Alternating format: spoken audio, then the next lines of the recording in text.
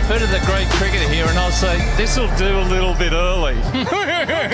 Oh, as predicted, Australia storms comfortably into another World Cup semi-final. Anyone who ever doubted them was wrong, dumb and stupid.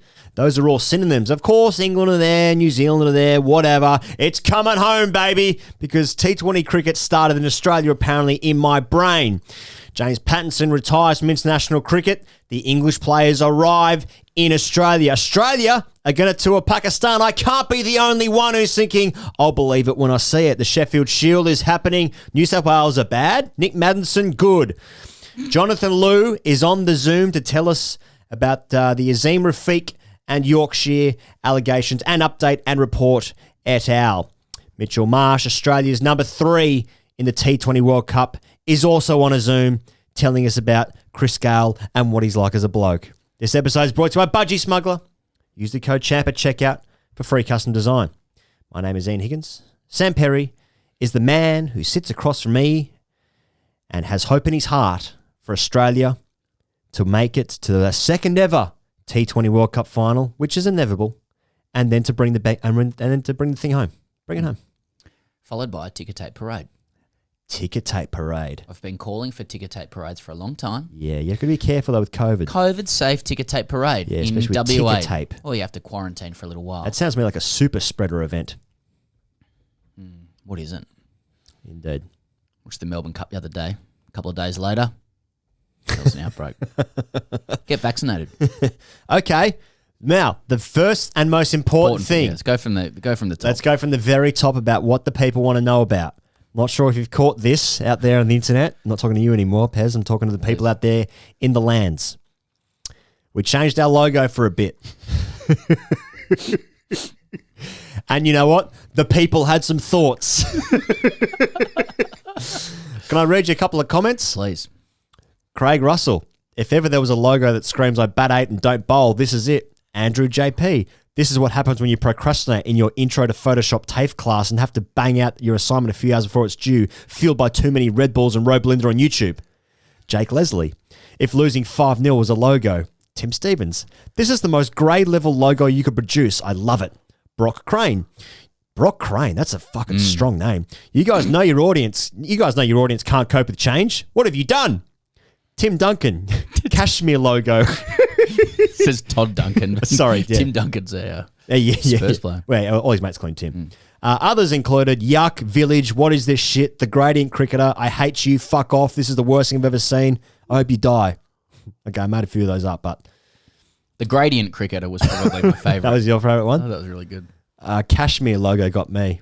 Yeah. Well... Well, you know, he goes, if anyone... we want to issue a few clarifying remarks about it. Really? Sure. Well, do we? Or are we just reading comments care. and then talking about the ashes? Well, anyone who understands visual design, will, and they'll be mouthing this as I say this, but they know that minimalism's in. Minimalism's in. Right? That was obviously the pitch that Microsoft PowerPoint 2008 made to us when creating this partnership that we're now involved in. That's right. For sort of 3 weeks, possibly 2. Yes. But no, I mean, what's happened is we obviously just got to a point, and we've all been, everyone listening to this show has been here. You just got to get rid of the old profile pic, you know? Yeah. And replace it with something provocative. This is actually TGC's first NFT. Yeah, that's right. Yeah. Non-fungible token. It's got the digital certificate of authenticity or some shit, and we're going to all get $100 million. Like the Yeah. The Winklevosses are involved. Yeah. Just when aren't they? Make a picture and then put a certificate on it and then sell it like a pyramid scheme. But you know, did circumstances influence the changing of the logo? No, that can't be right. Circumstances influence all things. You know, like when seagulls follow the trawler, it is because they think sardines will be thrown into the sea. Right. You know what I mean? I think so. Yeah. You know, was there a scenario where we might have decided quickly and on moral grounds to get rid? Well, on balance. To put your foot through it? Let's make something in 3 minutes and then keep the current one? Possibly. Hard to say. Will it change? No, I mean, this is some of the best feedback we've ever had. Exactly. Reads like some of the reviews. All right, the T20 World Cup. Now, just a real quick plug for Patreon. If you just listen to TGC through your ears, patreon.com/greycricketer. all of our patrons get the exclusive audio for the things we put out on YouTube, which is just about every day and has been for about the past 6 months, given the schedule and whatnot. Patreon.com/Great Cricketer. The T20 World Cup, England and New Zealand are on Wednesday night. Pakistan and Australia Thursday night. That's a semi-final. Those are 2 semi-finals. I am very surprised that 2 of those teams are in the semi-finals. 3, no, I'm not surprised Pakistan are in it because I didn't know what to expect. Pakistan have won every game, and I think the other team that I was equating in the same bracket, Yes. make any sense, was the West Indies, and they finished on 2 points. Right. Or 2 points, 4 points, something not very good, not enough points. Yeah, New Zealand, I just don't see them as a very good T20 team, but they are a very good international team, and they've just got themselves into like this culture where they're a very hard team to beat in ICC tournaments. They do this at every World Cup. At every World Cup. You don't see them as a good team because you've been conditioned, as I have, as everyone has in Australia, to healthfully disrespect them. Until Richie McCaw starts batting 3, then they're no good to me. Exactly. Well, here goes. I mean, England and Pakistan were the serious players in the group stage, you know? Settled, balanced, dominant, playing at a different level. Well, England lost their last game. Yeah. Can't remember. To South Africa. Oh, I see, yeah. But last week, these 2 teams were knocking over Australia and India, respectively. Smashed them. And then, last week, none other than Steve Waugh, he was I saying, when it comes to Australia, if they didn't make it through, there needs to be a review, maybe a separation of white and red ball coaches and cultures, reassessing where we're at. This is the guy that Justin Langer professed he wanted to run through walls for. Yeah, well, speaks for the nation there. Well, and maybe Langer has, in a way, like run through that wall. And Steve Waugh caveated, he said, if they don't make it through, which they now have. Yep. And he also said, and they can go on and win it. And this is how we've all predicted this tournament. Oh, yeah, we can win, but at the same time, if we don't make it to the semis, blow the whole thing up. That is the very fascinating thing about T20 cricket, which we're trying to figure out at the same time. Mate, about T20 cricket. Australia's good again. And it's amazing to think that much of it seriously, I know. Much of it came down to like 2 overs against South Africa. Yeah. At the very, very start of the tournament in a close game, which Papi Stoinis described to us. These were the moments that have basically sliding doors Australia from a blow up everything review led by Steve Waugh to we're about to have Justin Langer announced as a second-term coach with Matthew Hayden as his mate. Seriously, that's where we're going. This is Papi describing those moments. I'm coming back for 2, big fella. I'll turn and I'm coming back, big fella. And they're changing the field. The field's going everywhere. He goes, they're nervous. We're calm. And now he goes, this is tournament cricket. Form ebbs and flows. England have now picked up an injury to Jason Roy, so important to them. Pakistan haven't played a decent team in a week. Now Warner and the Bison have runs. Stark's moving it. Australia's saying they're happy. New Zealand's doing what they do. And by that I mean we have a healthy disrespect for them and they keep winning anyway. That's what they do, do we need to, you and I mean, you can excuse yourself from this. Sure. But do we need to prepare ourselves to violently smash eggs on our faces if Australia do go on and win this tournament? This is part of my feelings towards the Australian team at the T20 World Cup. Now, because I was born in the right era, let's go back to when you were where born. My entire early consumption of the Australian cricket team was, this is the best team that anyone has ever seen in the history of the game since the West Indies great teams. And so if Australia win the World Cup, will they have done it the right way? Will they have won with enough flair, with grace, with humility, and fucking pumping these coats? Yeah. Will they have done that the right way for me to be like, you know what, I'm satisfied and satiated with that World Cup, with that bit of silverware? I don't know. It'd have to be. Because there's just gaps everywhere in the team. Now, the likely thing is that Australia have scraped through net run rate into the semi-finals. They won four games out of 5, not bad. But they lose the semi-final by 8 wickets to Pakistan. Or they could win the toss and Pakistan just, do their thing and blow up and then Australia make the final. Then it's like, okay, at what point do you have to be like, egg on face? Oh, well, I think that if they beat Pakistan, and then let's say most likely England, then they're going to have played well, and you're just going to cross that bridge, and guys will have done some good shit. That's true. And then you're like, well, they lost one game. Yeah. There you go. Tournament cricket. That's how it is. But as it stands, we haven't seen how they play this game yet, so we can't really judge them. But let's guess. But they've made it. It's a fucking weird tournament. I mean, really, it's very strange. You fuck one or two things up, and you're cooked as India. And they're finding out. And there definitely is like a toss bias here happening. Oh, yeah. You said before, yeah. But you know, like now we're sitting. You know, now we've got friendly press conferences where Justin Langer's being asked about his great friend Matthew Hayden in the opposing dugout, and there's chats about how they're both competitive guys. You know, oh look, they'll chill out, but they're friends off the field. I mean, if Australia win this tournament, and Corbin Middlemass said this on Grandstand Cricket Podcast with Cowan, great cast. He's like, why wouldn't Cricket Australia just reappoint Langer now? Why wouldn't you? And why wouldn't you bring Hayden along with him? And now we can have the story of two men and their brotherly love and affection for each other, and whether or not there exists a deep seething rage underneath both. Sure. Which, when you think about it, is the brand Australian cricket is going for. It's going to be perfect. I mean, I think that the next week is very big sliding doors moment for Australian cricket. I can sort of see that happening, and then when they do the anthems at the Gabba there for the first test in 3 weeks' time, it's going to be True Blue. Oh, yeah. They'll just play True Blue instead of be on the referendum. Advance Australia Fair. Yep. Gee, that'd really be that'd be an underdog win if True Blue got up, because obviously I am, you are, we are Australians. The other one some people want. Yep. We went to a referendum for our national anthem in the 70s. There's a couple of weird ones in there. Imagine if True Blue just got up. We would have a lot more World Cups if that was the case. One thing I really enjoyed about this World Cup was, first of all, the live stream on Saturday night on against Australia's West Indies. Hope those people who consumed that with us on YouTube enjoyed that. But, geez, the West Indies were having a fucking great time in that second innings. Weren't they? So we didn't know, because obviously we're not getting the commentary. We're just watching the feed and then just saying our own shit. And we hadn't heard that Gale was retiring. Now, Gale has Shahid Afridi's this many times. He's retired 15 times. But this did look like the way he was going to go out. Hit a couple of sixes, and he's just walking off the field, and he's got 15 off 9. Hey, wouldn't we all kill for 15 off 9? Don't get me wrong. And then he's like putting his bat up, and we're like, what the fuck is this? And then it sort of came to pass. It was he was going to retire. And then and then obviously Dwayne Bravo had already announced before the game that he was retiring. And the cameras nearly followed Gale into the tubs. Give the people what they want. Not retired from all cricket, just still play a bit of franchise stuff. Of course. And good luck to you. But then the second innings started, and then like Gale and Pollard are at bat pad to Warner. Yep, that's right. I think Hussein's bowling.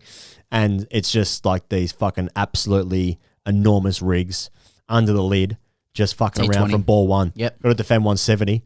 Didn't look like there was a lot of interest there. Yeah. Obviously, Gale gets Mitch Marsh out in his last ball in international cricket, and then just like runs up and jumps on his back. Just having the most fun you can have in the cricket field in a World Cup. So, good solid win. Solid win from the boys. I wonder if Mitch Marsh just enjoyed the male-to-male contact of that. Because I mean, it would have been a while. It was a tough, it was a political decision that Gale made because Marsh had made runs and the game was over. Yeah. So Gale must have felt like he could do that to Mitch Marsh without disrespecting him in an international fixture. Yeah. And Marsh just about took it and maybe enjoyed a cuddle. Yeah. So who you got here? You got England and Pakistan making the final? Just continue making mistakes and double down. I think England and Pakistan have played the best cricket. But, I mean, I think, the Australian in me is meant to now say, like, well, we're peaking at the right time, Pakistan's nervous, we're calm. And we're meant to then stereotype Pakistan into thinking they're going to be so mercurial that they're now due a bad game and that we'll take advantage of that. But, I mean, really, Pakistan are pretty good across the park. I don't feel like Australia's beaten a good team in like 10 years of T20 cricket. That's kind of what I was alluding to. It's like, okay, Bangladesh, they were already out of the tournament, so were the West Indies. Look, maybe we made them look bad, Chase won 60 in 17, 18 overs. Like, Australia cruised that West Indies game.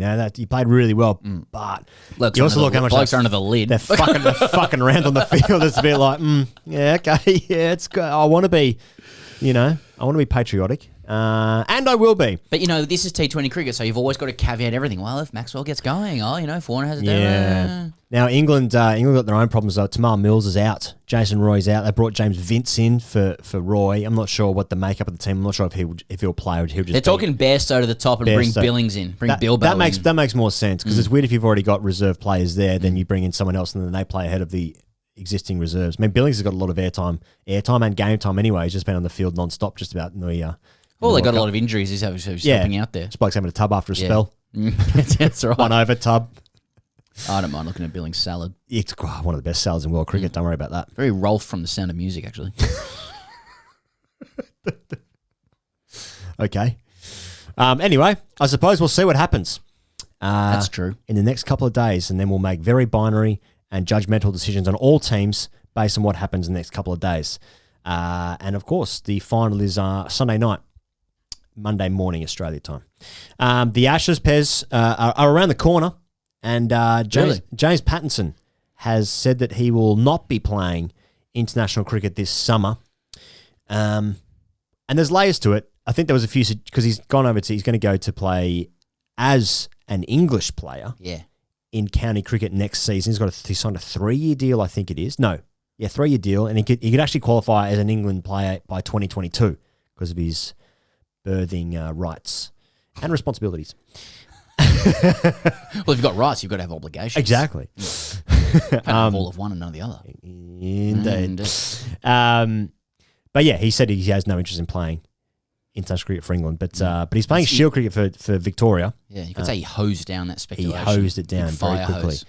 So there's an element to his. How many tests he played? 15, 16, something like that. 20. He's played enough, and he's one of those bowlers who could have had just an enormous career of like 70, 80 tests, killing it for Australia. Oh, yeah. I don't think he's ever really let Australia down when he's played.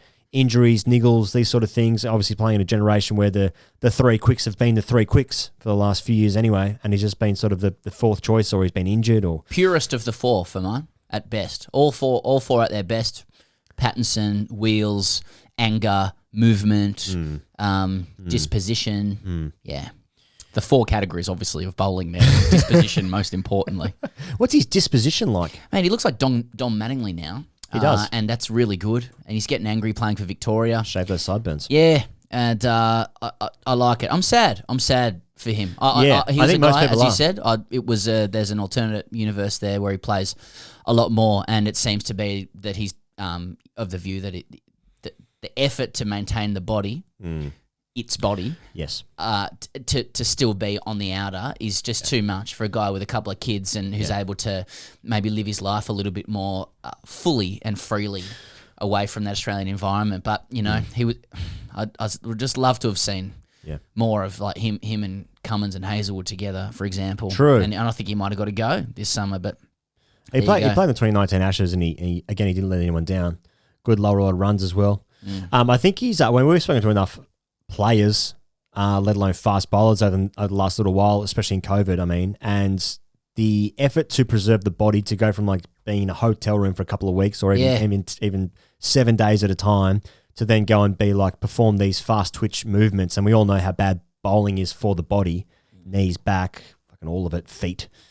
Brain, and for a guy who's had that career, that body shape as well, to then go from that into performing at the highest level, it just seems like a little bit of a stretch too far, maybe. But I also noticed in in the Victoria New South Wales game at the MCG during the week where he pinged the ball back to Daniel Hughes, you seen it?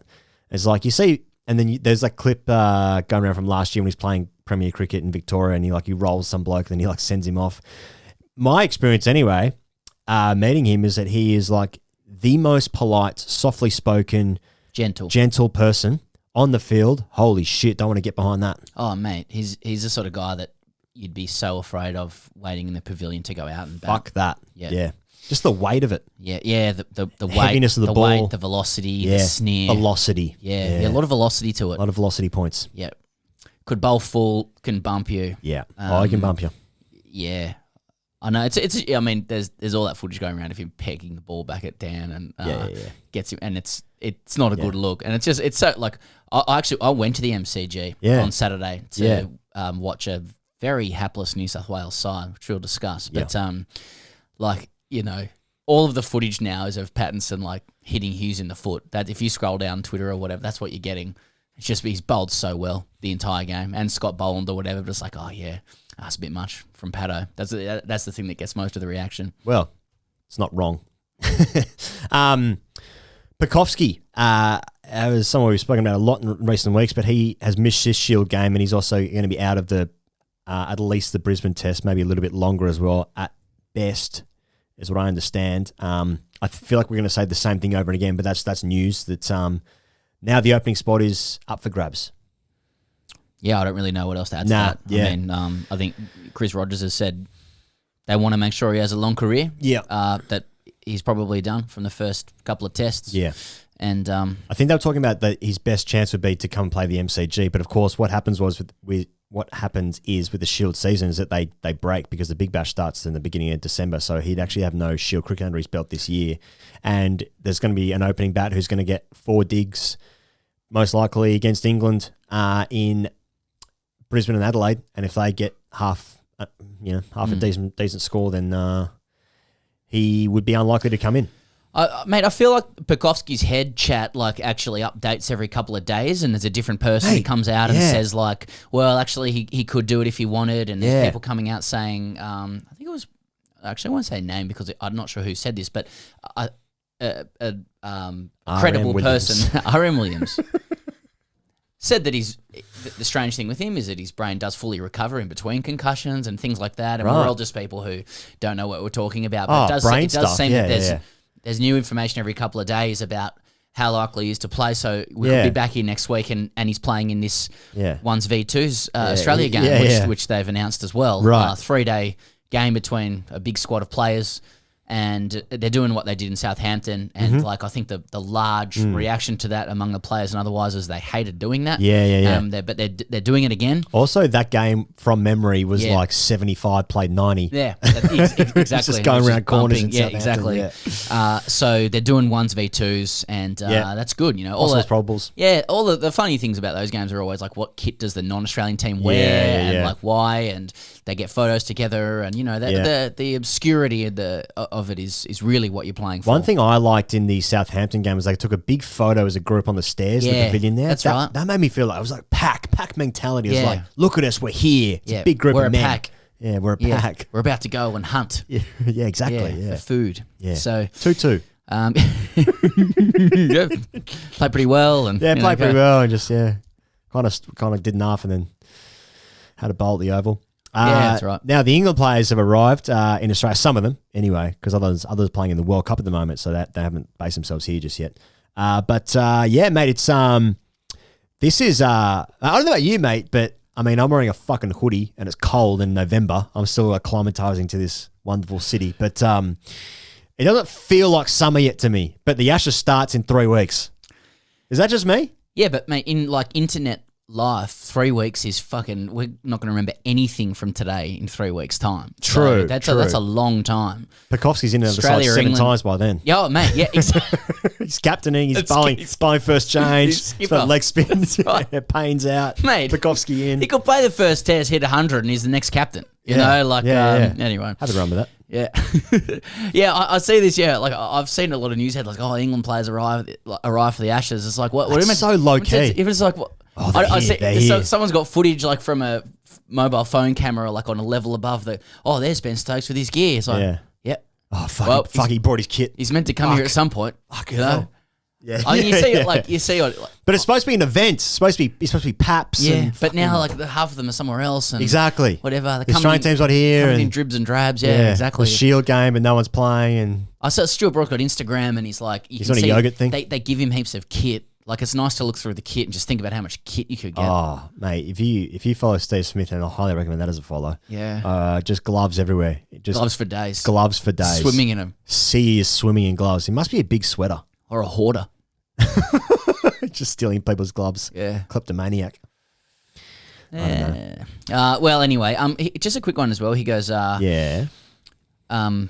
just before we went to air, news of Keith Bradshaw is a long-serving South Australia cricket chief executive.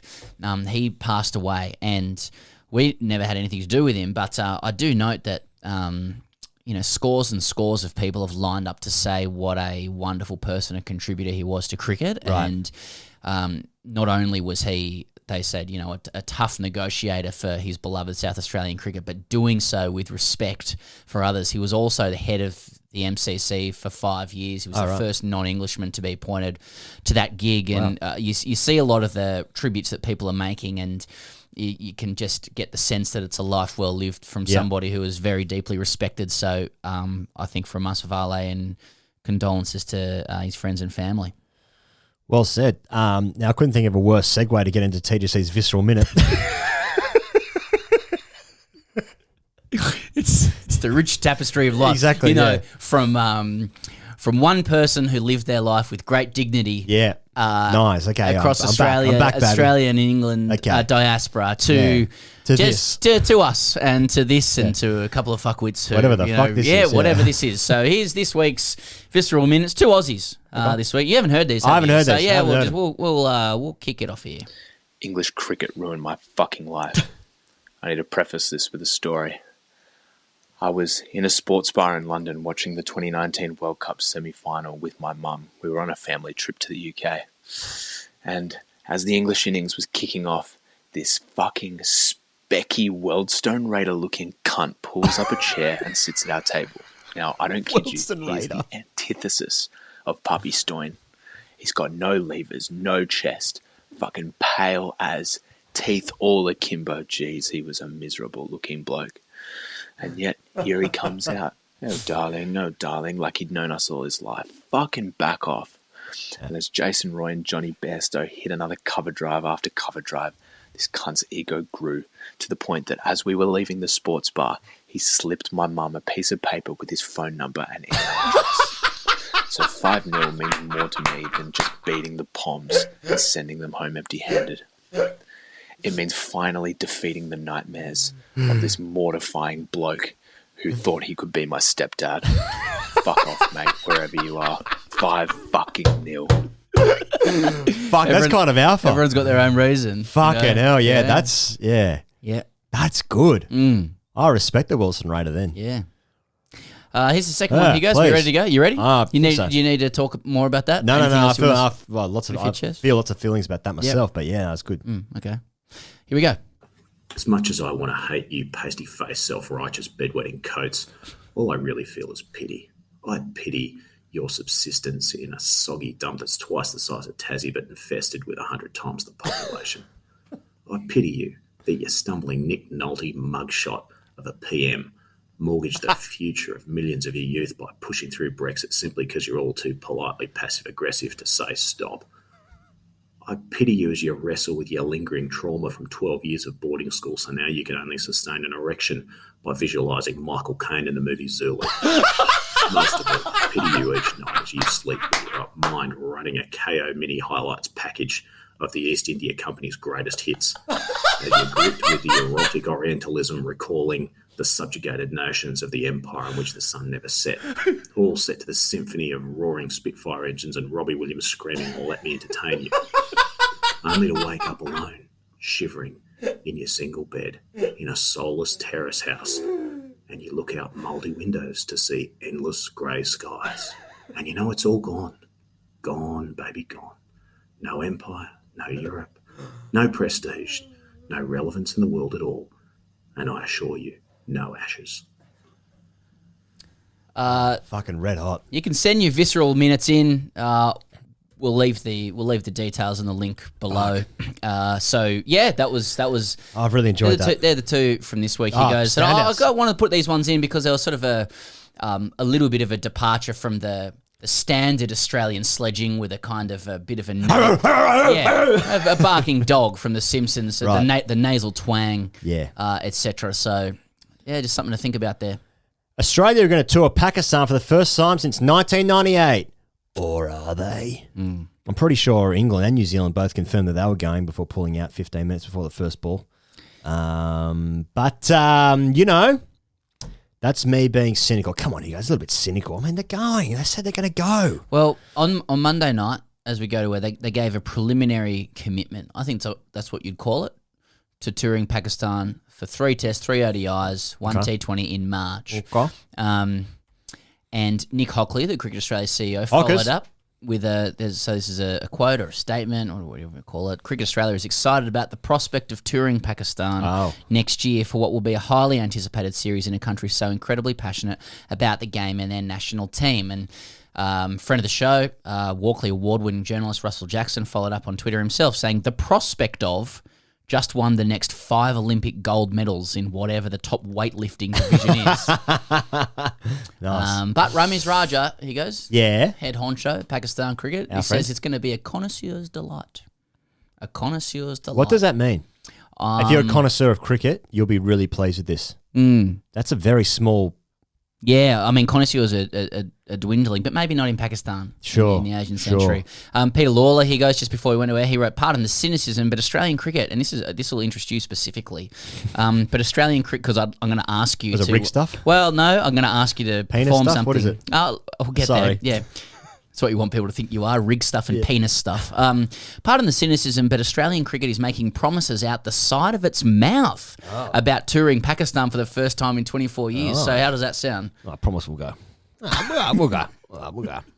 What is it? March. Yeah. The prospect of touring Pakistan is... It's going to be a connoisseur's lot. I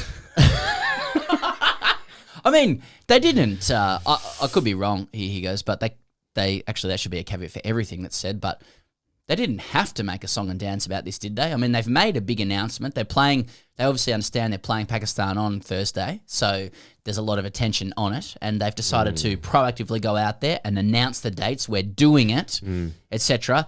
They will be showered with praise for doing so against the backdrop of England and New Zealand pulling out. They wouldn't do this and then sort of think, might be a connoisseur's delight, but... Yeah, I mean, it's fairly obvious to me that... You remember when Dennis Rodman went over to North Korea? Now we're talking, yeah. Now, That's the first thing I thought of. Who's Australia's Dennis Rodman? Matthew Hayden. Yeah. So he's gone over there. He's doing a bit of batting consulting or whatever the fuck, and he's given it the Haydos tick of approval. They've smoked the peace pipe over there. Haydos. He probably has. He's taking his RM Williams. Yeah.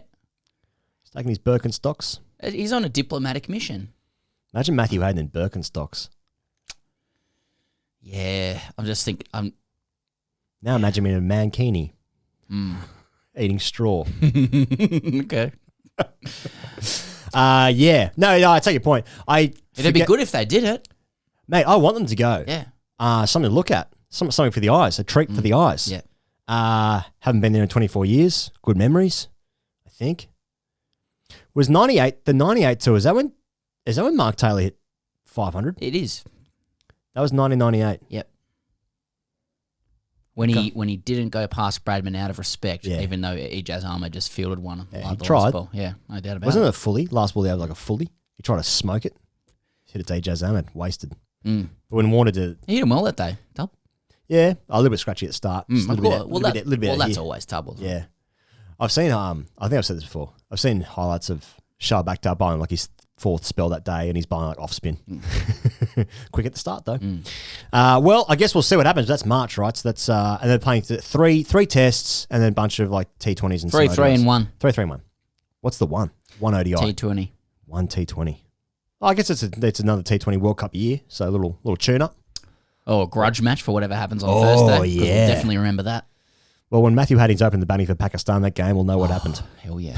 I'm talking. Imagine seeing Big Doss in the Pakistan green. Fuck yeah. All right, the Marsh Cup and the Sheffield. Let's talk about the Sheffield Shield. New South Wales and Victoria. Victoria smashed New South Wales by 174 runs. Second time. In the space of 2 weeks. Nick Maddison hit 128. IMOG. Marcus Harris, who's in the running for opening the batting in the absence of Joe Burns or Wilbekovsky. He hit 0 and 1, so it's not ideal.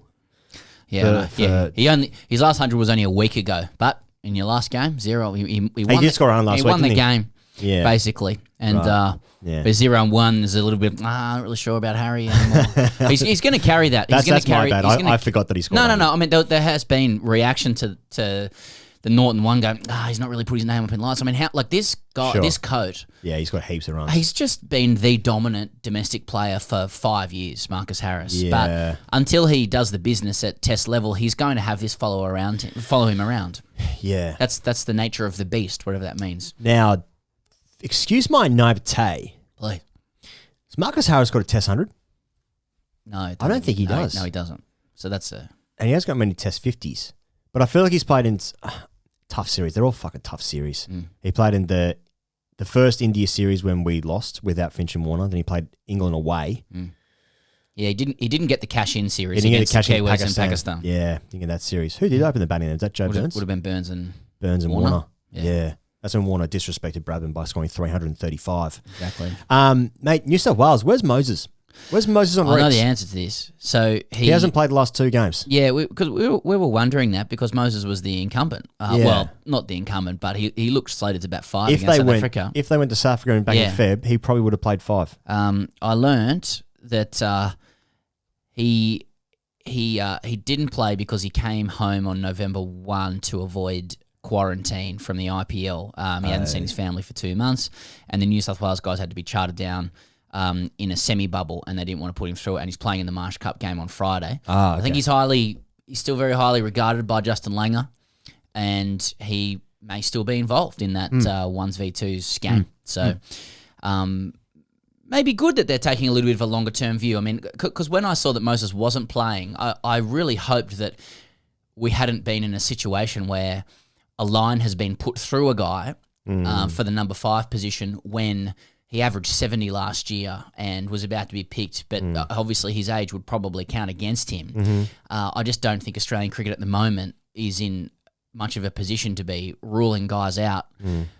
So I'm not saying Moses is necessarily the answer for number 5, but he's not too old to be discarded. So hopefully he hasn't needed to be involved in this bat off or whatever's going on. Maybe he gets a game and still gives himself a chance. Now, I haven't thought about this, but it just came in my head, so I'm going to say it out loud. Good. What if .com. Mitch Marsh scores big runs in the next 2 games? Yep. Is he out of the equation? About No. 5 in the tests. Kerry O'Keefe had him in. And the reason I said that is because when we spoke to him yesterday. I was just looking up his stats again. I was just trying to remember when he scored his hundreds, because I know he scored 2 hundreds and both of them against England. That was in the 2017 Ashes. He got 183 in Perth against England, then he got 100 at the SCG, didn't he? Batting with his brother. He also took 5 wickets in the last Ashes Test match at the Oval, with a game that we lost heavily to draw it 2-2. But now there's obviously Cameron Green, who sort of replaced him as the all-rounder, but it's obviously Justin Langer likes him. Everyone in the Australian setup likes him. And if he scores runs in a big series like a World Cup, batting at 3, I reckon he wouldn't be that far away. And I've literally only just thought about that. No, Kerry O'Keefe had him in his side. Right. Kerry O'Keefe thinks he should bat. Cameron Green should bat 5 and Marsh bat 6. Kerry O'Keefe also thought Jake Carter should open the batting with David Warner. But Right. I see no problem with him being among that group that could bat number 5. Now, He goes. I'm not saying I would say that, but I think he's in the conversation. Of course. Sorry, go on. Usman Madison. Yeah. And Travis Head, Marcus Harris, obviously for the opening position as well, and so they're all left-handers. They probably want to have a look at a right-hander as well, although the rest of the Aussie team pretty much are right-handers apart from Warner. But I think if Mitch Marsh scores runs and he's in form and he's got the hot hand, he should be there and thereabouts. It's a one-off series against England. He's got form against them. They'd probably back him. He might be able to bowl a little bit as well. I'm not sure whether that matters very much. So I think the other one he goes coming from this game is a bit of good talk about Scott Boland as well. He's taking heaps of wickets. Yeah. He got 8 wickets in this game, 3 and 5. Chris Rogers is talking him up, saying he's the end product at the moment. He said he wouldn't swap him for anyone in the comp. That there's a spot. There could be a spot there. If something happens.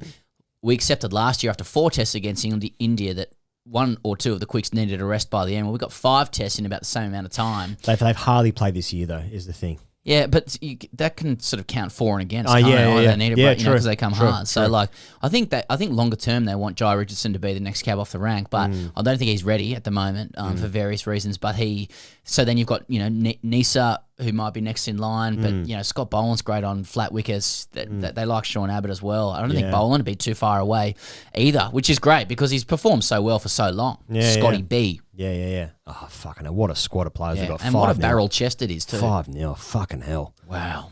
Hey, Queensland and Western Australia, that starts today in Brisbane. Now, Jaden Goodwin, who's Murray Goodwin's son, the game actually might have even started by the time we're recording this, but there was a chance that he was going to debut.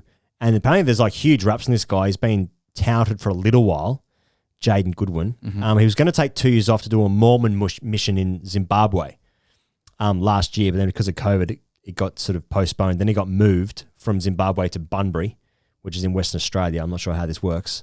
But now he's decided to not do that, and because he's taken the rookie contract for Western Australia. So that's a name to look out for, because apparently like in Western Australia, they love this guy. And Murray Goodwin was a good stick, so I like that. Nice one. Tasmania. Did you include this because he was going to go on a Mormon mission? Yeah. Yeah. Yeah. It's like Will Hopewadi. Yeah. Yeah. So Tasmania and South Australia, that starts tomorrow in Hobart. Tim Payne is set to return, and he's supposed to keep. Apparently he did some training before, and he was a bit stiff. Yeah. A bit stiff around there. Yeah, a few reports coming Gregory afterwards. Peck. Is he stiff in the Gregory Peck? Yeah. He was is he in news terms in a race to be fit? No. Okay. Who would play? Inglis. Carey? Wade? Pearson. Jimmy Pearson. Jimmy Pearson's had a good start to Sheffield Shield. Could I do it? He used to keep. Something to think about. Used to be gloves. Something to think about. Gloves and long hair. I can't actually. I've got other stuff on. We're doing like dailies and stuff, and just YouTube's been going pretty well. Just want to focus on CPM. that. Yes, the CPM. And CPM on YouTube. Yeah, I'll have a look at a couple of match payments. And all right. Apez, obviously, we have been observing from afar what's been going on with Yorkshire and AZEEM RAFIQUE, and as I'm sure many people have, and I know we've got a large audience in the UK as well who'd be much closer to this, but we thought it best to speak to someone who's much more connected to it and on the ground. So we spoke to Jonathan Liew. In fact, when I say we did, we haven't done that yet. It's actually supposed to be tonight, so that's why the delaying of this podcast is occurring, because we want to speak to Jonathan Liew about this, rather than us just kind of giving some vague sentiments around what is right and what is wrong and what is actually happening there. So unless there's anything you specifically want to say. Nope. All right, here he is. Here's Jonathan Liew. Okay, we're with Johnny Liew of The Guardian to talk specifically about AZEEM RAFIQUE and Yorkshire County Cricket Club. So a lot of people have been doing some really great work on this piece, covering it since Taha Hashim interviewed AZEEM in August 2020. That's Taha Hashim of Wisden. People like George DeBell have done great stuff. I know the guys from the Cricket Badger podcast have been really good as well. And we're swanning in now to try and make some sense of it, and we're really grateful to have Johnny Liew here with us. Johnny, for those not across it, and there will be a fair few people of our audience who are not quite across this story, is it possible to bring us all up to some sort of speed on what's happened with AZEEM RAFIQUE and Yorkshire and where we find ourselves today? Yeah, I mean, the first thing to say is that AZEEM RAFIQUE, for although his name has been in the headlines for I guess regrettable reasons, he's a very decent player. Like, he captained England under-19s. He broke into the Yorkshire side really young, like good off spinner, good lower order batsman. Could have, with a fair win, could have achieved something really big in the game. Instead, he played for Yorkshire. He left in 2016. Left in 2014, came back in 2016 to play T20. And a year ago, like a year and a bit, he's retired now, he's 30. He alleged in a big interview with Wisden that there like this culture of racial abuse, racist banter, racist comments. And it was a very wide-ranging interview as well, where he talked about his treatment at Yorkshire. He felt was unacceptable. It was racist. It was institutionally racist. He was treated differently. He was ostracised. And people throughout the organisation, players, ex-players, coaches, had either made racist comments towards him, or or kind of joined in with racist banter. And this had a really detrimental effect on him. You know, he was forced to the brink of suicide as a result of this. Yorkshire's response was to, first of all, say nothing and do nothing, and then very half-heartedly launch a report, an investigation, and commission a report, and then for about a year just kind of sit on it. The report was happening, but Yorkshire refused to release it. It's still not been released in its unredacted form. We don't know whether it'll ever be released. And then it's only in the last few weeks that this thing has gathered a bit of momentum, when, you know, Yorkshire released a statement, first of all saying that, you know, they had proven some of AZEEM RAFIQUE's accusations of racism, and then a few weeks later said, but we're not going to punish anyone for it. There's going to be no disciplinary action. And that's I think what got everyone really you know, everyone's piss boiling. And then, yeah, the last kind of week or two, it just snowballed into this huge story, and I don't really know how, but it did. And suddenly you had, you know, the health secretary, the prime minister, the culture secretary all weighing into it. You had heads rolling at, you know, the chairman's gone. We had, you know, ex-England players and Gary Ballance and Michael Vaughan dragged into this. You know, it's been alleged that they were, you know, some of the ones making racist comments, and it's you know, it's a mess, Sam. It's a real mess. You wrote a withering piece, John, in the Guardian, which published on Saturday. Encourage people to read it, focusing on how, and you mentioned this before, but how systemic this racism was and how baked into the institution it appeared to be. And I wonder, you know, sometimes even say, it feels like in this cultural world we live in, you know, even saying a term like systemic racism is going to feel too academic or over intellectualizing for some. But would you be able to expand on how systemic racism, I suppose, manifested as you saw it at Yorkshire, and what that looks like, as opposed to just simply what some people like to do, which is just pull out specific examples and try and get the heads to roll of one or two people? Exactly, right. I mean, the thing about systemic racism, and, you know, it is not an easy concept to get your head around. But it doesn't mean that everyone at Yorkshire County Cricket Club is a racist. You know, it doesn't mean that they're flying swastikas out off the pavilion at Headingley. What it means is that, as a whole, and over a long period of time, the structures and the lines of power and the organisation as a whole and the culture of that organisation is assembled and evolves in such a way as to, you know, to disadvantage people of colour. And, you know, that doesn't mean that they haven't done anything good for people of colour either. You know, that they have, you know, really genuinely tried to make outreach attempts, you know, with the local Asian community in recent years. But, you know, when so many prominent individuals at the club are either perpetuating racism or doing nothing about it when told about it, and this is the kind of the genius of it, when the structure itself kind of goes into self-preservation mode at the very sign of, you know, accusations, then, you know, you saw how fiercely Yorkshire tried to protect itself. Still, the director of cricket, Martin Moxon, is not, you know, is still in his post. Still, Mark Arthur's in his post, and it's just when it's kind of that endemic in an organisation, that's what systemic racism is, and that's why changing a few names, changing a few people at the top, while that can have a positive effect, is only ever going to be part of the solution. Can we get a sense, Johnny, about how poorly, it seems anyway externally, that Yorkshire have handled this? Because, I mean, I understand AZEEM sort of notified Yorkshire a long time ago about this and nothing was done. And then he sort of was forced to bring legal action. I believe they attempted to make him sign an NDA for a six-figure sum. They released the report the morning of the fifth test match, which was abandoned between England and India, to try and sort of, felt like, to bury some news. There seems like multiple steps along the way where they have actively avoided any sort of responsibility and to hide everything that they found. I mean, can we get a sense of how poorly this has been handled by the club? Well, I mean, you've summed it up pretty well. I mean, what I'd add is that there are people high up at Yorkshire who were, dead against, who thought basically they'd gone too far too far down the road, and that this didn't need investigation, and that Rafique was, really quite a vindictive troublemaker who needed to be beaten down and silenced.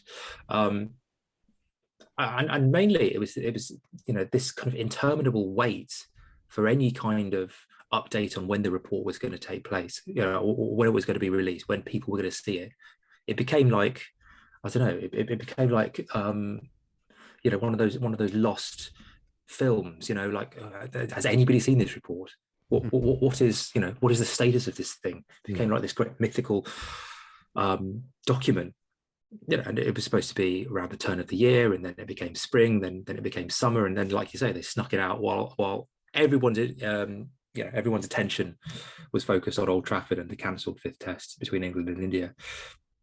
And even after the report was finished, they kind of they refused. They basically thought they would get away with, well, we've done the report and it's fine. We've read it. We're just going to put it in this drawer. But it's okay. It's cleared all of us. It's cleared all the people working at the club. And sorry, AZEEM, for your trouble. And they really genuinely thought they could get away with that. I mean, it's not only is that kind of morally decrepit, but also in this day and age, like really naive, I think, and quite inept and incompetent. And I think it shows, as well how kind of how backwards and unevolved in their mindset that they are at Yorkshire, or they were, because they genuinely thought they could get away with this approach. Johnny, one of the I guess the outcomes of stories like this is you have your editorials and you have your tweet threads, and you can have your internal investigations, which I heard Mark Butcher described the other day as like marking your own homework. Is it true to say that this started getting real for Yorkshire recently when the money started leaving the room? When Yorkshire Tea said "see you later," or whatever, the Danish butter company that they work with did the same. Is it the case, and is this good, that it's the bottom line of the profit and loss statement that remains the most effective way to make change when it comes to these things? Yeah, you're dead right, and that gets moved by PR, I guess, and the news cycle. And there's this saying on Twitter that there's one main character every day on Twitter, and your job is not to be it.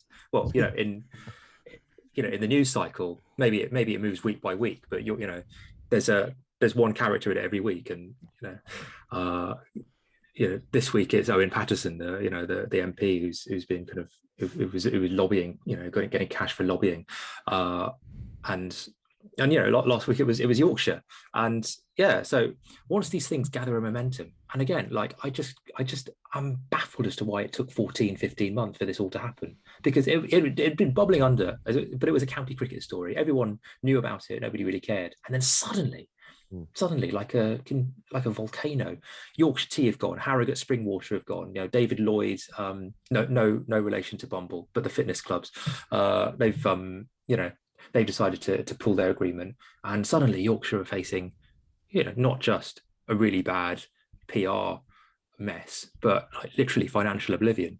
I think there's something like £18 million in debt now. Then the ECB stripped them of their like months and months too late, stripped them of their test match against New Zealand next year in a one-day international, pending good behaviour and whether they can prove they can earn it back. But essentially those games have been taken from them as it stands, and that is the only thing that's going to move the dial. I mean, writing award-winning articles about about issues is not really going to change anything. Maybe it kind of, a few people's attentions were piqued, but real change comes, like you say, from the profit and loss line. Can we get we get the sort of crystal ball out, Johnny, and sort of guess what happens now? I mean, I believe Gary Ballance just signed a new deal with Yorkshire. I mean, does he play on? Does Michael Vaughan just get his BBC job back or his BT Sport gig, or like? I mean, AZEEM RAFIQUE's only 30. I mean, he's got many years left of playing if he wants it. You know, like what happens now? Yeah. Well, as for AZEEM, I think he's sort of done with it. I think he has some property business interests. He has various business interests. He kind of stepped away from the game a couple of years ago. But there are a lot of people, even now, I think, who would like for this whole storm to blow out of town and then just quietly resume things. I'm sure that's what Gary Ballance would like. He's been, he's been banned from playing for England, but it's a little bit like banning me from playing for England. We had about the same chance, so that's not much of a punishment at all. And like you say, he got a big new contract. I think he was made temporary captain last season. So those decisions still need to be scrutinised. As for Vaughan, it's worth saying that he completely denies saying there's too many of you lot, as Rana Naveed and Ajmal Shazad and AZEEM were walking on the field. And Rana and AZEEM have both corroborated this. Ajmal Shazad said he doesn't have any recollection of it. So I think, there is more, I suppose there's a little bit more deniability in Vaughan's case. He could genuinely just deny everything and maybe nothing sticks.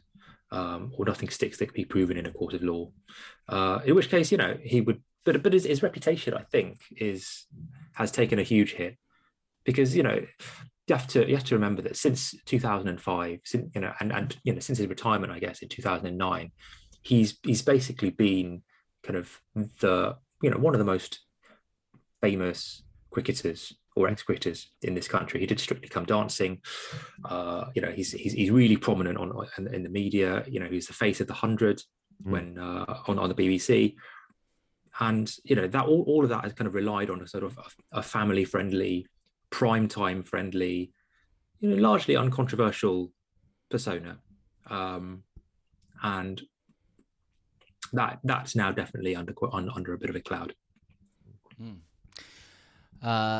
Feels like there might be a little bit to run with this, Johnny, but in the meantime, huge thanks from us. I mean, it wouldn't surprise anyone listening or watching to know that basically just texted you a few days ago and said, would you come on and talk about this? And we are really grateful that you have brought us up to speed with such eloquence and intelligence as well. So thanks so much. And it sounds like there's going to be a little bit more to play, especially if this report actually gets unredacted and it goes beyond being for legal eyes only.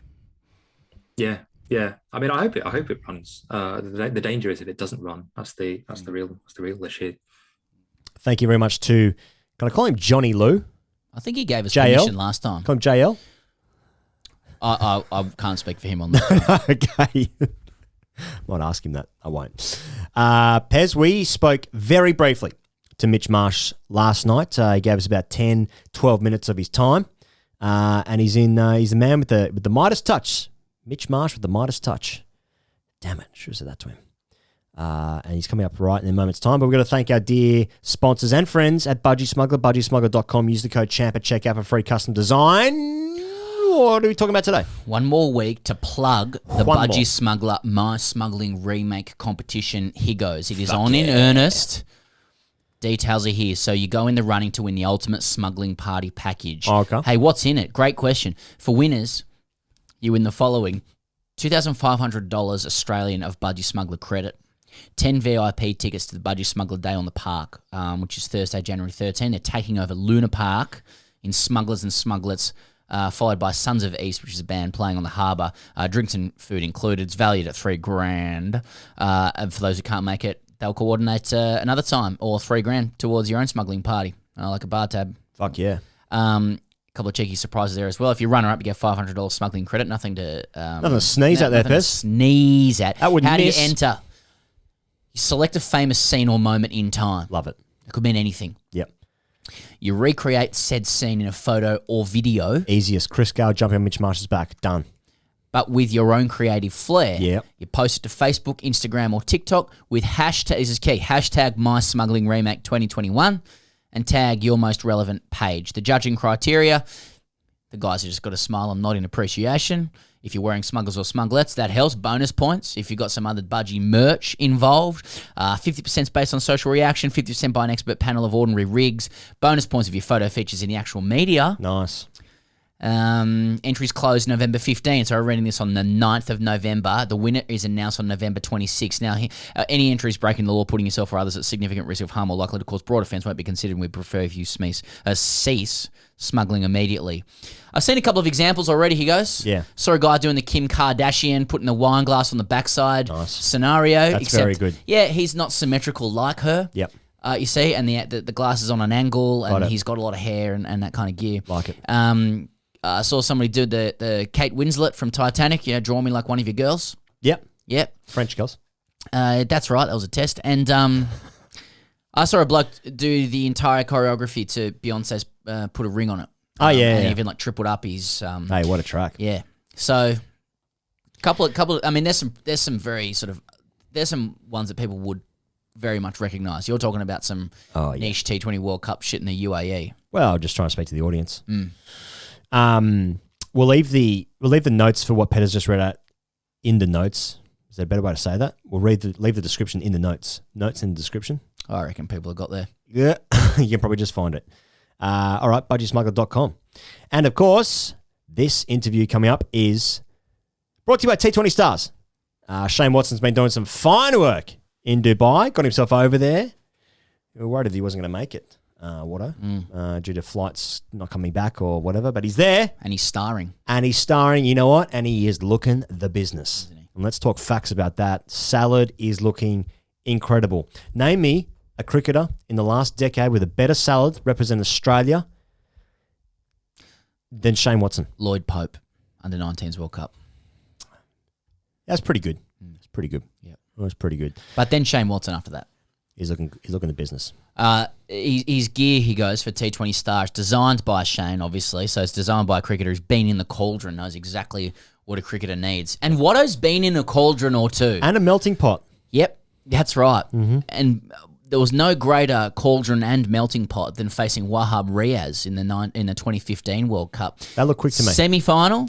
No, I don't think it was a semi. It wasn't a semi? I think it was at Adelaide. I think it was just a round. Just a round game. Yeah. Or some shit. But it was quick. It was quick. And Australia obviously plays Pakistan in the semi, so maybe maybe Shane will be reflecting upon that. Now, in Pez, comms. Premier Cricket in Sydney, anyway, I'm not sure about down here, but that started last week. So people are back into the swing of things. Yep. Grounds are looking, well, I'm not sure what they're looking like down here. Might be looking pretty good because there's been no football being played. True. Whether it's rugby, soccer, AFL, whatever the winter sport is on your home ground. They'd be looking pretty good. I saw some photos of my club, Gordon, Chats at Oval, looking a fucking treat. The outfield looking fantastic. Good boundary hitting ground for your T20 Stars bat. Very good boundary hitting ground. For your T20 Stars stick, which you can actually get and have a bit of change left over for whatever you want to use it for. End of season trip, fines that you got to pay. Yeah, tolls. Actually investing in a varied stock portfolio. Yeah, NFTs. Yeah, and that kind of stuff. Yeah. Bitcoin's its highest price ever today, apparently. Each bat across all ranges are identically the same shape. The only thing that changes is the performance across the original plus and pro ranges. So if you want to step it up a little bit, he's got a bat. He's got a stick for you there. Yeah, he's got a stick for you there. There's sticks for all shapes and sizes. Really, sticks for all shapes and sizes. Financial shapes and sizes. What I mean. I like it. Yep, and he's got a whole heap of other equipment as well. You get that at t20stars.com. Here he is, the great man, Mitch Marsh. All right, girls love him. Blokes want to be him. Great rig, great bloke. They call him the Bison. Mitch Marsh. Bice, how are you? Fantastic, mate. Never better after that intro. Nice. Miami. I heard good rig. Boys give me a fair bit about my rig, so I might take that recording back to the team WhatsApp group, I think. What's the problem with your rig? Oh, well, I think it's great. The lads just think it's a bit sloppy at times. I'm just not naturally gifted in the rig sense. So guys like Marcus Stoinis are naturally gifted, as you can as you can tell. Yeah. But not for me, unfortunately. Oh, still got to be the Bison. Well, are we right to call you Bice? Or I mean, we did a few years ago. Yeah. Oh, Bice. I just want to ask you, like you're in great touch. You look happy and relaxed. Everyone says you're smoking them, and I want to come to that in a little bit. You're engaged. What's the secret to to Bison 2.0? And do we even call you Bison, or is it something a little bit more relaxed than that? Bison's good. Yeah, I don't know what the secret is. Sorry. Yeah, it's been a good couple of months, but I really don't have anything to put it down to other than just being pretty happy and obviously working hard and enjoying my cricket. So I wish there was some sort of secret formula that I worked out, but there really isn't. just tell us the one thing that you did, so then we can all just do that and go from third grade into playing for Australia. Just tell us the one weird trick that you did. No, Bison, I want to just call him another guy Bison now. I like it. From a personal perspective, Mitch, I mean, you've already achieved so much in the game for Australia. You've won a World Cup in 2015. You've scored hundreds, plural, in the Ashes, a bag in England. But these next, hopefully 2 games for Australia, like they could be, well, from my perspective, they could be really significant for you, because I know in the past you've spoken about like the Australian public's perception of you and feeling, not the love that I think you probably deserve, given the achievements that you've done. But like M. Marsh batting 3 for Australia in a white ball tournament that no one has really expected Australia to win, yet here we are. So like, do you feel that? Yeah, I'm certainly excited by that opportunity. When they spoke to me about batting 3 in the West Indies a couple of months ago, I was absolutely pumped with that, to have that opportunity. And I'm starting to feel really comfortable up there at number 3, and to think that be playing in the World Cup semi, walking out at number 3 potentially. It's so exciting. So hopefully I can smack a couple over the fence and lift a trophy. Yeah. Pretty good. What I'm about to say, I mean in the nicest possible way. Like for 90% of Australians, Bias, like we're just coming out of the haze of the footy season. We're allowed to go to the pub. We've seen a bit of the Ashes back and forth with Payne on his radio show and Anderson or whoever's saying what. And cricket's just peeping into the radar now. We're through to the semis, and most of us will just think Pakistan, no worries. Like, and we'll say it out the side of our mouth. We'll say like that. And start looking forward to the final. Like, can you tell us, what are Pakistan? What are they about? And is there anything to fear there? They're a very dangerous cricket team. They got Babar Azam, who's the best white ball cricketer in the world. They bat sort of all the way down to number 7 or 8. They got guys that are really dangerous, and their bowling's they got Freedy who swings it. They got a couple good spinners. They're just an all-round good side. But, like everyone says, in T20 cricket, if 1 or 2 guys stand up on the day, any team's beatable. So, they'll probably go in favourites, but certainly very confident that with the team that we've got and the lineup that we'll go in with, we're a huge show. From what I've seen of Shaheen Shah Afridi in this tournament, I think you've just got to get forward to him. I think that's sort of the key to just take him down. Front dog him, yeah. If you want to use that, Mitch, just get the front dog. That's all you got to do. Obviously, all right. Obviously, the semi-final, it's exciting, but was there a tinge of sadness that you didn't get to circuit with the West Indies on Saturday because they were having a great time? Yeah, when I had Chris Gale on my back, I thought, righto, let's go straight out. But bubble life doesn't allow for that, unfortunately. But I'm sure the West Indies boys would have had a lot of fun in Dubai. Chris Gale played for the Scorchers when I was 18 or 19, and he certainly opened my eyes to a few things over the journey. So what a man. Yeah, what a man. Bice, last week, Glenn Maxwell said you're hitting the ball better than anyone ever. And if you look at his quote closely, that doesn't mean anyone he's seen. It literally means anyone who's ever played the game. And I know Dave Warner said that recently as well. Like, have you stopped and really thought about that quote? Like, how does it feel knowing that at least to somebody, you are the best hitter of a cricket ball that has ever inhabited the universe? And don't you think this is the ideal time to sort of bomb someone at training and say, I didn't even get it? I say that all the time, actually, to the boys. It's quite good to wind them up. Yeah, it's not like Maxi to over-exaggerate a little bit, but yeah, don't really know what to say to that. It's nothing you really do with it. Don't worry about it. I did read that comment, and I was like, oh, Maxi, come on now. I don't need that in my life. But yeah, nice of him to say that. We saw in that West Indies, it was the West Indies series earlier this year when we saw JL warming up in the white ball kit. I think that was a bet, an M Marsh bet that gone wrong. You know, is there any scoop you can give us there? Is there any other bets happening for the Pakistan semi-final? No other bets. No, all bets are off, mate. North Melbourne probably is their second win of the year, so it's nice to see JL North Melbourne beat the Eagles. So that's why JL was in his playing kit. But yeah, all bets are off for this game, I would have thought.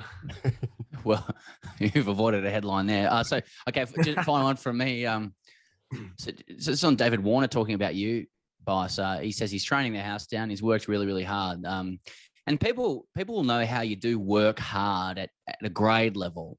You know, you swear after miscuing balls to indicate your standards are higher than what they actually are. You overstep by quite a distance to generate real pace. You make lower graders give you throwdowns when fitness is on, etc. But you've got your pads on at the end of the session. You look like you're working hard. How do you do it in the Australian side? Like, how do you stand out and show that you're really working hard? All of those three things. That's what I do. I definitely try and step over the line when I'm bowling, especially when you're bowling in the same net as Josh Hazlewood, Pat Cummins, Mitchell Stark. You just feel real slow, and batters will just line me up for the whole net session. So I do all the above. Pour a bit of water on my head, make it look like I'm sweating. Don't really have to do that here, but I'm a big sweater, so often it looks like I'm working hard, but I've probably just walked a lap. Can I just get one comment from you? We saw it when you came on to bowl in the game against the West Indies, the graphic that came up through the ICC feed, Mitchell Marsh, right arm, medium. How does that make it? You can't post that. No.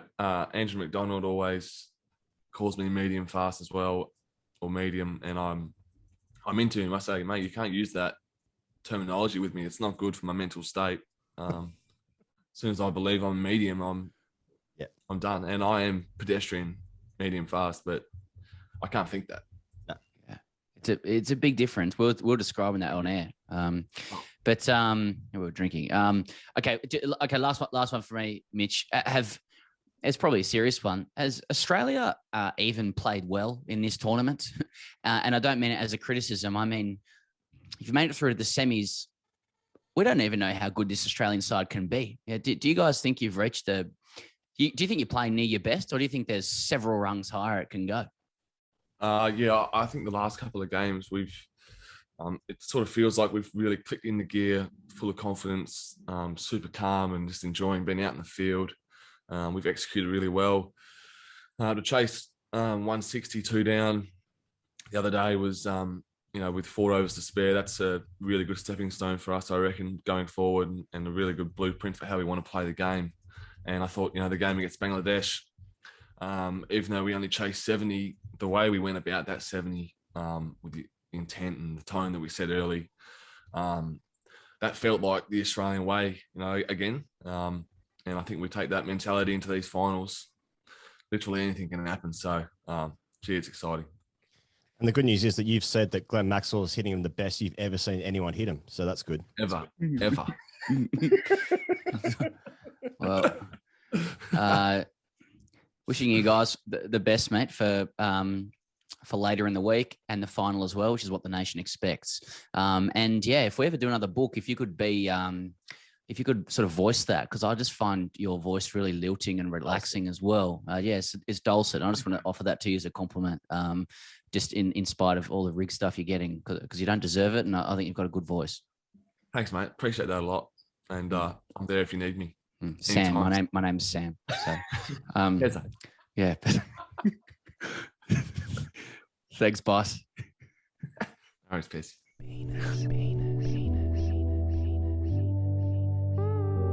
All I'm looking at is penis. You're looking at a penis. That's all you're looking at. That's all you're looking at. Looking at a penis. Penis, penis, penis. Penis. Penis. Penis, penis. All I'm looking at is penis. Penis. Penis. You're looking at a penis. That's all you're looking at. Penis. Penis. Penis. Looking at a penis.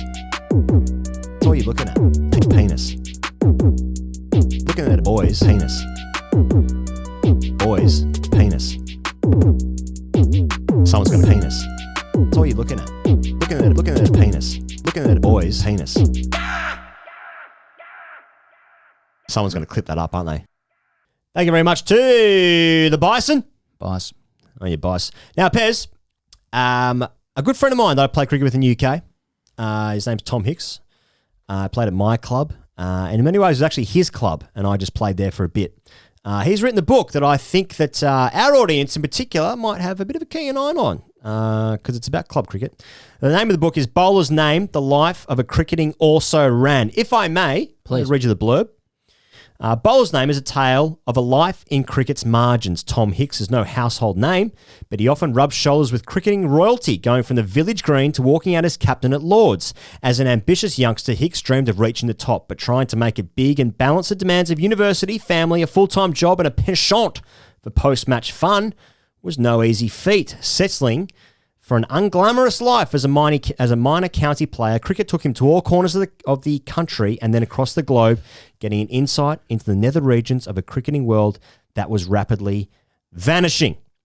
There's some great stories here about guys that Tom has played against, and of course he played with me, which is one of his greatest feats in his life, I'm sure. Are you in it? I think I actually do get a mention as someone that he played with in like just one single sentence. But yeah, the book is actually sort of my book. Now that I think about it, yeah. Do you have a sense of the sentiment associated with you? Play with a bloke who does a thing now. Yeah, right. Went on to do a thing. Went on to do a thing. On the internet. Exactly. But yeah, no, he's a good guy, Tom. And you can get the book from, in the UK, Waterstones, Foyles, W.H. Smith. If you're in Australia, you guys know how to find it. Amazon, you can get it on Kindle as well. Use your brain, use the internet, you know how to find it. The name of the book is Bowler's Name, The Life of a Cricketing Also Ran. You know what? I'm a nice guy helping out a friend in the book industry. And I get 50% of all royalties. So, no, I don't. I wonder if Tom considered Bowler's Name like needing a question mark at the end of name, which is Bowler's Name. That's actually a good double meaning from him there. It's just Bowler's Name. What's your name? And that's You're talking to yourself, Bowler's Name. You're filling out a form. Like when you tell the umpire when you come into the bowl and they ask you what you're doing, like right I'm over, you just say the umpire Bowler's name. It's very meta. Anyway, yeah. So if that interests you, Bowler's Name, The Life of a Cricketing Also Ran. Hashtag AskTGC. Have I done that justice? I don't know. No, I've never really done it before. I think you've done it justice. Okay. It's a book called Bowler's Name, and you can get it in the UK and Australia. H writes in, he goes, boys... And he's made this clear. He wants it spoken in an uncertain tone.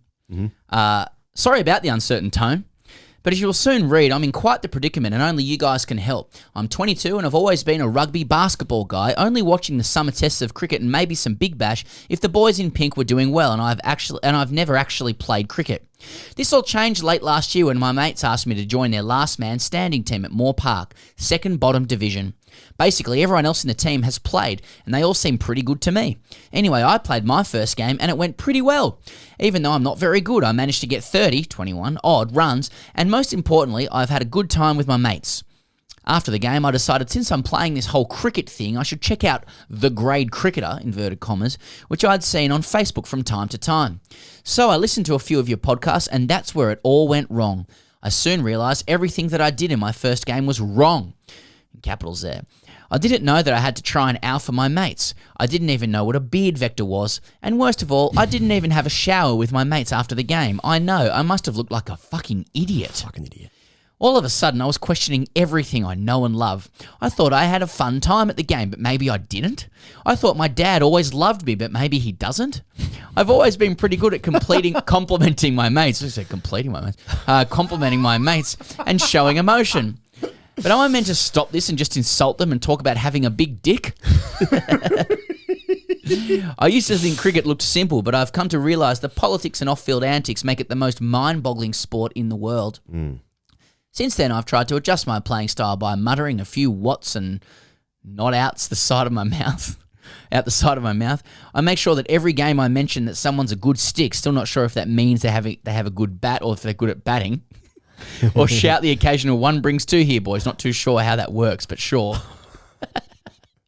Unfortunately, that all gets undone when Skip asks me to go to third man, and I have no fucking clue what that means. A low point was when I was giving a bit of side mouth cricket chat to the third umpire, question mark, the batsman for the other team who's next in and stands in line with the stumps. When he told me that it was a quick outfield today, I froze not knowing what that meant because you boys hadn't talked about it. I must have looked like an idiot. Worst of all, since I've started to work on my cricket chat, I've actually become worse at cricket, no longer doing it on my dick, whatever that means. So not too sure what to do. Worst of all, the newfound cricket chat I have gotten from this podcast has leaked into my personal life as I try and shadow bat as much as I can and talk about how good the IPL is, even though I still haven't watched any of it, and just hear about it from you guys. This has become so bad at the pub I started working at. People think I'm the cricket nuffy of the place, and I'm scared they'll scratch beneath the surface and realise I don't actually know my cricket and I can't play. Just to top it off, I'm constantly aware that I might as well be playing in the 100 because last man stands isn't real fucking cricket. Sorry for the essay, but as you can see, I'm caught in a tight spot between being a cricket nuffy and actually not knowing cricket. I've really enjoyed the podcast. Not to get emotional. Please don't think I'm being emotional. I'm not emotional. I don't give a shit. I don't let people in. And learning about cricket and would just love to be a cricket nuffy, but am I too late? Should I just be grateful that people think I'm a cricket fan and have stopped judging me for being a rugby fan from a certain boater-wearing school? Hey, Lukey, Ian. I think we went to the same school. Did you know that? That's cool. Hey, maybe don't read that out on the podcast, though, because I don't want people thinking I'm a Knox cunt.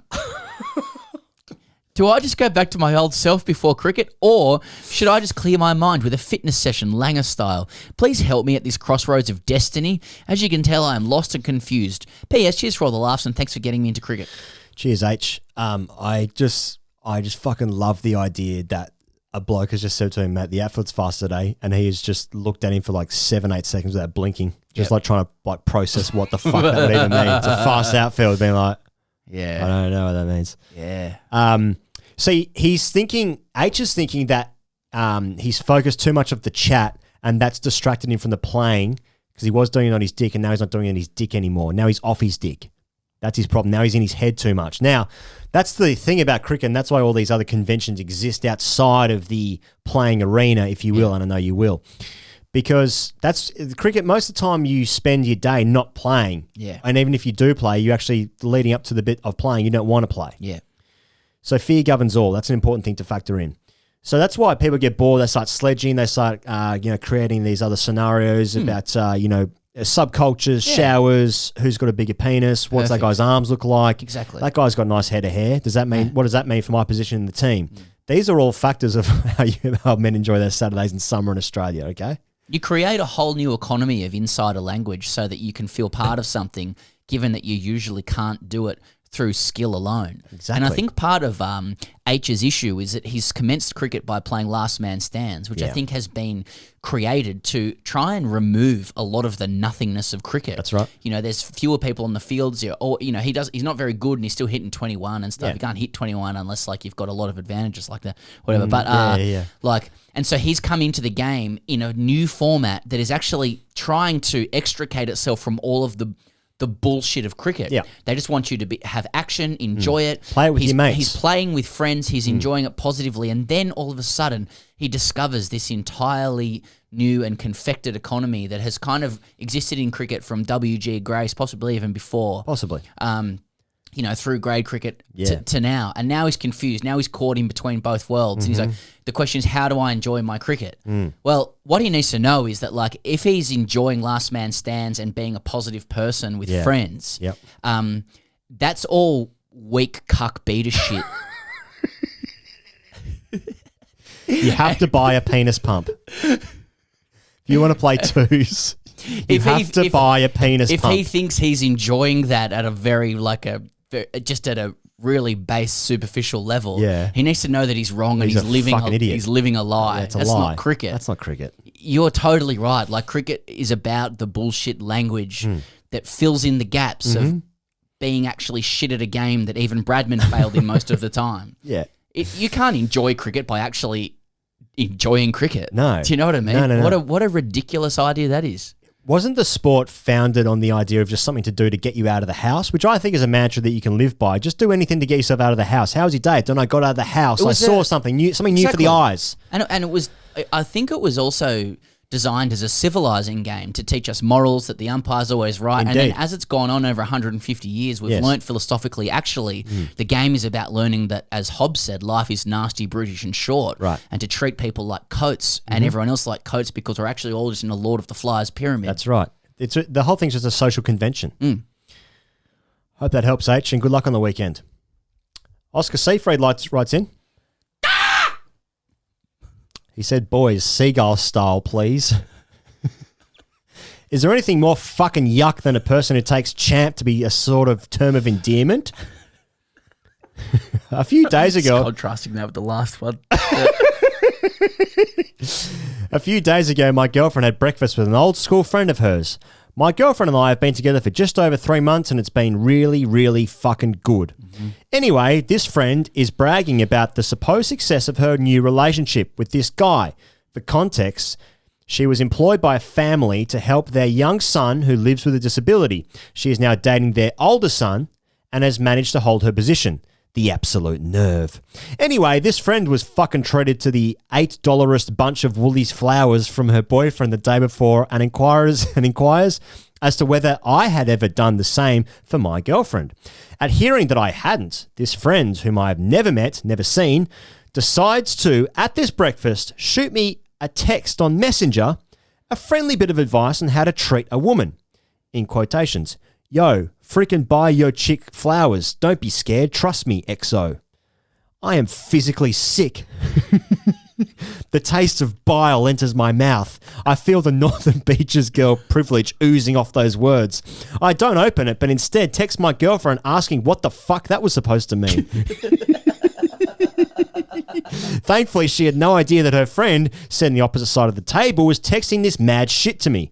My disgust suddenly fueled an unrelenting urge to emotionally grind this friend into a fucking paste. I'm gonna champ her. Cheers for the tip, champ, I replied. What came next was beyond my wildest nightmares. No worries, buddy. Happy to help a fellow soldier. I can't believe it. How could anyone be so naive, so blind, so fucking pathetically happy to have that go miles over their head? Not only that, but she reacted to my champing with a red love heart. Hence, a few questions. Has this friend whipped out the proverbial verbal reverse card and somehow champed me without even using the word? Do I ask my girlfriend to get new friends? When should I be allowed to be able to speak to my girlfriend again? When should I be allowed to be able to speak to my girlfriend again? Yeah. Is this the end? Am I ever allowed to buy a woman flowers again, given that this romantic gesture now only ignites feelings of rage and inadequacy? Not to mention that it would also be complying with this friend's advice.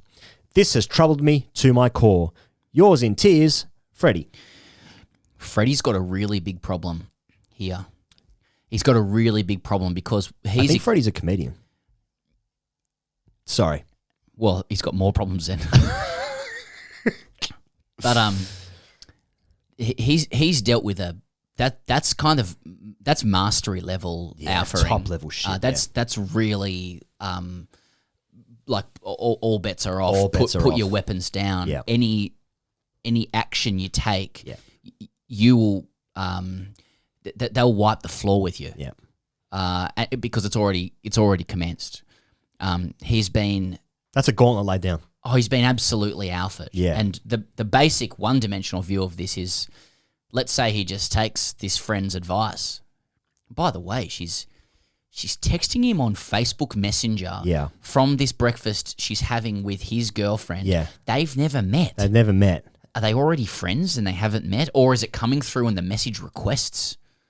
You know, and has she gone and found him? Like the act from this woman to find Freddie to say, get your girlfriend some flowers off the back of the fact that she had flowers from some bloke that she's dating, where she's the nanny of the special needs kid. The exact language is, yo, freaking buy yo chick flowers. Don't be scared. Trust me. I mean, that is some A-grade level coterie right there. XO at the end as well. XO at the end. Never met. I'm throwing an XO your way. I'm saying don't get angry. I'm saying, like, respect the mastery of it. As in, like, lay down the weapon. There's no... Like, you think you can emotionally grind her into a paste. That's not going to happen. No. Because if you go and get the flowers... As he points out, for $8, yeah, and she's told your girlfriend. She'll claim she hasn't. She's told your girlfriend. Yeah. They talk. That's her. Yeah. That's flowers are gone out of the relationship for 5 years minimum. I would say. I think I'm not sure if there's a future in the relationship. I don't know if his friend realised that any respect that she ever might have wanted is now also gone. But maybe she doesn't need that because she has now positioned herself as the alpha. Oh yeah. But that is kind of the role as the alpha. Like, they don't know the most that... Nah, but... So can Freddie explain to his girlfriend that she's also been alphaed? That's a lot of podcast listening and stuff like that. And I think the girlfriend's going to side with the friend. This is episode 177. Well, they've only been going out 3 months. So the timing from this friend is exquisite. What's the conversation when they first meet? When Freddie and girlfriend's friend meet for the first time. He can't show pain. He can't show anything. That is a cold brunch. Whatever he's going to do, she's 3 steps ahead of it. I would suggest that, let's say they go for brunch, right? And Freddie goes, you know what? This one's on me. And then he goes up and he says, Sharon, what are you having? Her name's Sharon. And she says, I'm having a soy latte. And you know what he gets her? Full cream milk. I guess.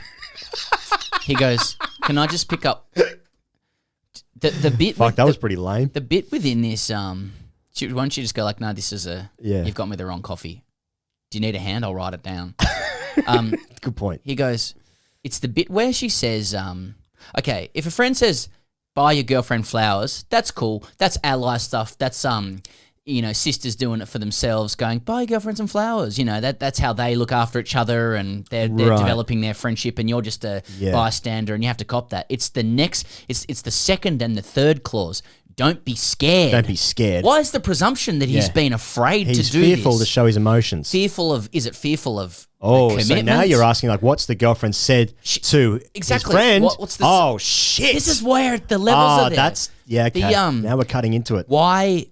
Why is the presumption that flowers have not been purchased out of fear? Fear. And Freddie has to ask himself, because this is the only way he's going to be able to move forward with this, Matt. Is she right?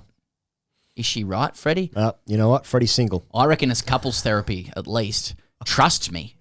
Trust. Who the fuck are you? Trust a woman that's slid into your message requests with an XO. Oh, that is. Get in the bin. That's red hot.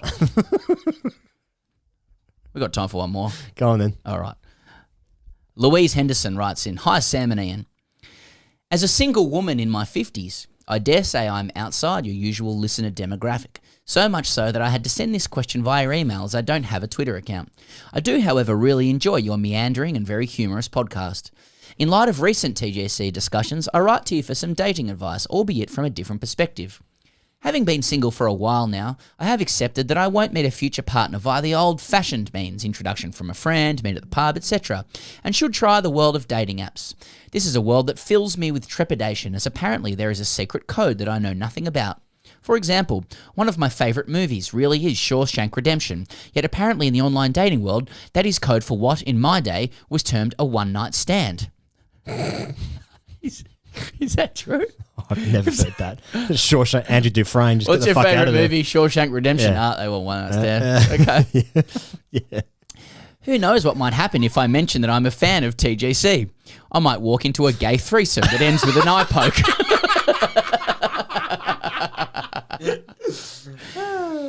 So do I declare an interest in sport on my dating profile or not? Do middle-aged men really want to spend time with a woman who looks forward to Test cricket during the summer and arranges her winter social schedule around the Sydney Swans draw? Or do eligible men in this age group see sport watching as something of a men's shed type activity and prefer to do so over a few beers with other blokes? Perhaps I'm overthinking it all and should just hang around the SCG members bar this summer and wait for someone to buy me a drink. P.S. There is potentially a whole untapped world of cricket-related, parentally induced emotional trauma yet to be explored by TGC, that of the mother-son relationship. I'm hopeful my sons are not too traumatised by the many hours of practising their forward defence technique in the backyard and appreciate the many hours I spend in the enforced relaxation of scoring junior cricket. Louise. That's great. Nice one, That's Louise. great. That's an interesting question that I don't know the answer to, but I understand the level to it where it's like that generation. Do they just want sport to be the enclave of, the man cave, a couple of beers with the blokes, talking shop about, who's shit and who's not, who's hot, who's not. Because from my perspective, I'm like, she's organising a winter schedule for a Swans draw. Now, I've been to enough Swans games in my time to know that's just a socialite paradise. Heading to the Swans game on a Sunday afternoon in the dappled light of the SCG. Fuck yeah! I mean, there are opportunities to meet people there at a Swans game. Yeah, cricket is a different beast altogether, in my experience anyway. But we have this question often of like, often from young men on dating on internet dating applications where they're like, oh, I've met this woman who likes cricket online. I'm not sure how I feel about that. So they're confused, but I'm not sure what the relationship is with, more middle-aged men in their sort of 40s or 50s, what their relationship to sport and sexuality and love and life is. What are your thoughts? I feel like the Louise is asking a question that requires a level of like wisdom and complexity that's obviously of a higher age than beyond our ears, right? But I want to get the low-hanging fruit here. Do not hang around the SCG members bar for blokes.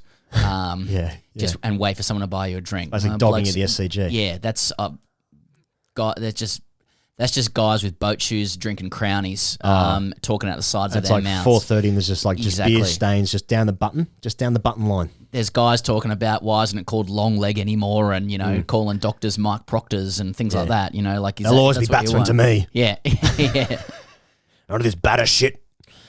I would have thought, and I think Louise, just gauging from Louise and her comment about Shawshank Redemption. Yeah. That it was termed a one-night stand, that perhaps that's not what Louise is looking for because she's like learned. She just wanted to say Shawshank Redemption and now she's learned it's a one-night stand. I mean, if Louise is after one-night stands, I just suggest you're just in different territories altogether. But like, if it's more of a companionship, you're after, and like love and companionship and everything else, like you just want to find a bloke that shares your interests, don't you? You don't want to shack up with a bloke that's going to be like, listen, Sheila, only I like the cricket. You know what I mean? Yeah. I feel uncomfortable. If the guy is so insecure in their 40s and 50s that the idea of a middle-aged woman liking cricket is a problem for him, he can get in the fucking bin. The problem is that Louise will know, she'll know more about the cricket than him as well. She's done some junior scoring, listens to TGC. But that's why a good guy. What if she says to her potential partner on a first date while they're talking about Shawshank Redemption, I'm not sure about Travis Head, looks a little bit outside of stump. He'll be like, he's out here. What the fuck are you talking about? Well, if they're in their 40s and 50s and that's the reaction, they can fuck off. Get in the bin. They're children. They're children in men's bodies. Yeah. Find a man who wants to share the same interests and passions that you do, and they're not afraid of that. Travis Head. A real man. Will they be on online dating apps? Maybe.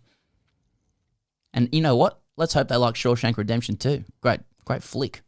That'd be up there for me. Yeah, I think it's in my top 3. Absolutely. But I don't really go around ranking movies. No, you don't. I can attest to that. Go and watch a Swans game. Yeah. Watch a bit of cricket. Yeah. Watch Shawshank Redemption. It's not asking too much, is it? Have a chop. But if you got... have it, mate. Have a chop. Exactly.